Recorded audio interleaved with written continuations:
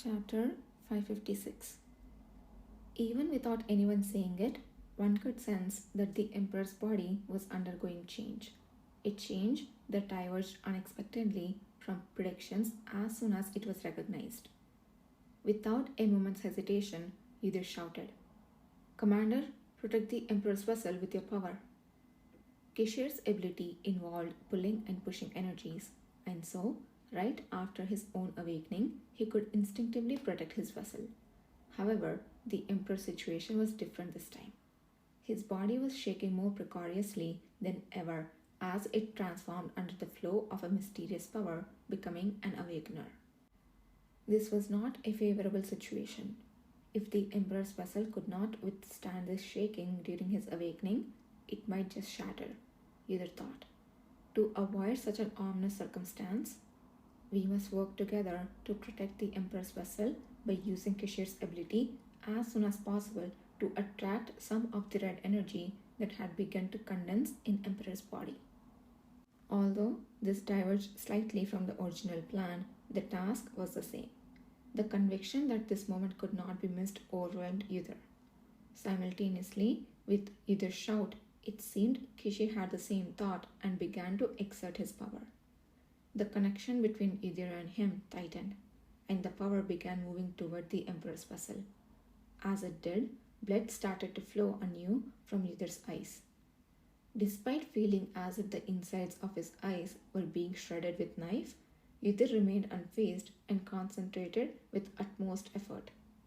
However, the red energy in His Majesty's body are too resistant to be pulled together, Kishir murmured as he exerted even more of his ability. It was just as he said. Despite the immense effort, the red energy inside the Emperor wasn't being pulled as smoothly as before. Even if Kishir was incredibly powerful, he was still human and had his limits. How long could he endure this? And could the Emperor's unstable vessel withstand until he fully awakened? No, Yudir decided calmly. Although time was of the essence and the situation perilous, Kishir's words helped him regain his composure. No more thoughts of failure. In that fleeting moment, Yudir sifted through every possibility and memory, finally stumbling upon something useful. Clinging onto this glimmer of hope, he spoke up immediately. "Commander, stop forcing the Emperor's internal energy for now. And then, I will infuse him with some of my own pure energy. We have successfully done this before, have we not? ... A faint furrow appeared between Kishir's brows, which had been exerting power continuously. Of course, Yudir knew that the situation with Kishir back then was entirely different from the Emperor's current state. Despite the purity of the energy Yudir had absorbed, it wasn't safe to assert that this would pose no risk to someone who was not only awakened but also had a cracked vessel, vulnerable even to the slightest disturbance. Previously, they had not considered this method to expedite the Emperor's awakening. However, the Emperor was in the process of becoming an awakener, and there was a connection active between Kishir and Yudir that vividly transmitted both senses and emotions. It was worth taking the risk. Kishir seemed to have a good guess of what Yudir was thinking, yet he didn't readily agree. He must think it's dangerous because I'm using too much of my power. The fleeting emotions flowing through his eyes were clearer than ever, thanks to the shaky connection between the two. But in this situation, I can't just look out for my own safety. Prioritizing my own safety could provide a moment's respite, perhaps, but here and now, the one exerting more power and taking greater risks wasn't Yudir, it was Kishir. Kishir had plunged into this peril, risking his recently regained health for his sibling. Excluding the Emperor, he had been the most stable pillar in an incredibly unstable situation. Even the Empress, the chief attendant, and finally even Yudir had relied on his steadfastness. It was no exaggeration to say so. Although he must have had a strong sense to save his family by any means, The man in front of him didn't show it. Instead, he worried about Yuder, who had suggested a plan. Who else should he act for if not for this man? For him? Not trying everything he could now would result in a lifetime of regret, far outweighing a moment's safety. Yudir wished more intensely than ever to achieve something for him, even if it meant draining all his remaining energy or bursting his eye. It didn't matter. Within their exchanged glances, full of this resolve, a few seconds felt unbearably long. Will you be all right? Finally, Kishir quietly asked. The short question carried myriad implications. Yudir sensed that Kishir had read his emotions, and he nodded his head slowly, yet firmly. Yes. Understood. Let's do it together. As if they had made a pact, both unleashed their powers simultaneously. Yudir recalled the time he had infused his pure energy into Kishir and drew upon his power. A crimson vein rapidly spread across the back of his hand, snaking up to his neck and jaw. It felt as if fire, rather than blood, flowed beneath his skin. The moment the red aura seeping from his fingertips coalesced, Kishir's power precisely captured and pulled it. The two energies entwined smoothly, then burrowed into the Emperor's inner self.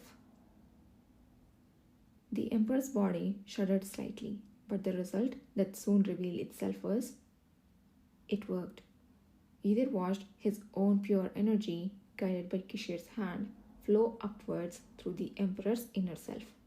It easily glided over the unstable vessel without mixing with the Emperor's other energies. The amount was too insignificant to even mention, but a success was still a success. A wave of intense joy and relief brushed through his mind, yet it was only the beginning. Yudir continued to send his power toward Kishir. The drained energies were pulled and started to form a thin protective layer over Emperor Kelusa's unstable vessel. It's still not enough. The Emperor's vessel, caught in Kishir's red aura, had regained some stability, yet it was still pulsating dangerously in sync with his heartbeat. More energy seemed necessary, but the limit was rapidly approaching. Yudir's face has turned ashen. His concentration reached an extreme level. Drops of blood trickled down his nose as his trembling fingers sucked the energy out of him and his vision flickered in and out. Unbeknownst to him, he had almost collapsed. It was only when Kishir grabbed and steadied him that he realized how close he had come. Yudir, I apologize. It can't go on like this. No, we can't stop now. The vessel is not yet complete. You are putting yourself at risk. No, I am. Yudir's gaze shifted to the almost completed Emperor's vessel. It was radiating with red energy, similar to Kishir's. It was so close to being fully shielded that he couldn't afford to stop now. Yudir clenched his teeth in regret, thinking, if only I could harness the pure power of the red stone better, more efficiently. Just a little more. Just a bit more power to save the Emperor and Kishir. That's when it happened. Yudir sensed a familiar yet new energy tapping into him. Looking around, he saw a red glow emanating from a basket on the Emperor's desk not too far away. Realizing what the mediums inside the basket could do, he shouted, "Commander, please bring those stones over here." Kishir immediately reached out. Driven by an invisible force, the stones flew from the overturned basket. Yudir caught one in mid-air, gripping it tightly. As soon as he did, the red power inside the stone flared, absorbing into his palm like a bolt of hot lightning. Yudir, gasping for air, exclaimed, "These stones can amplify the power, and I can absorb it.